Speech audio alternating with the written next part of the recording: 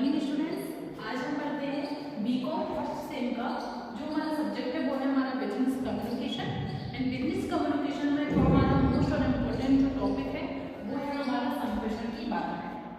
सबसे पहले हम थोड़ा सा संप्रेषण के बारे में समझेंगे, इसकी बाधाओं को क्लियर करेंगे। साथ ही आप लोग को बता दें कि अभी जो आपको day by day most topics की वीडियोस बनाई जा रही हैं, आप लोग पिछली वीडियो जाकर देख सकते हो जिससे आपको कोई भी टॉपिक मिस ना हो, है ना। सबसे पहले देखो क्या होता है संप्रेषण। संप्रेषण क्या होता है?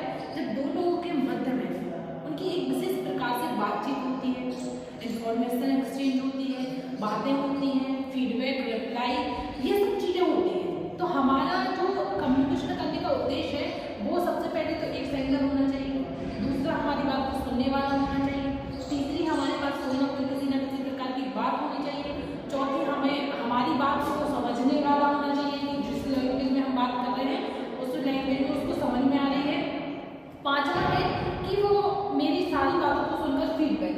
तो ये तो हमारा कम्युनिकेशन हो रहा है ना। ये तो हमारी कम्युनिकेशन जो प्रोसेस हो रही है क्लियर हो रही है।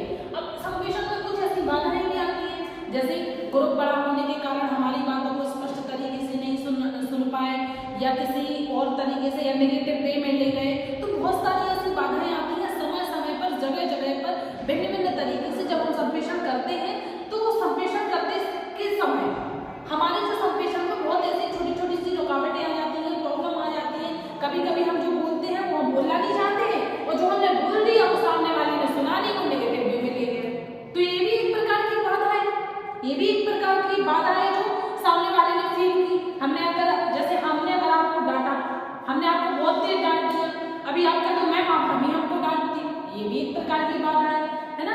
और अगर आप कह दो कि अरे मैम केवल मुझे ही डांटती है, मतलब मैम मुझे ज्यादा पढ़ाना चाहती है, तो ये तो कुछ ऐसी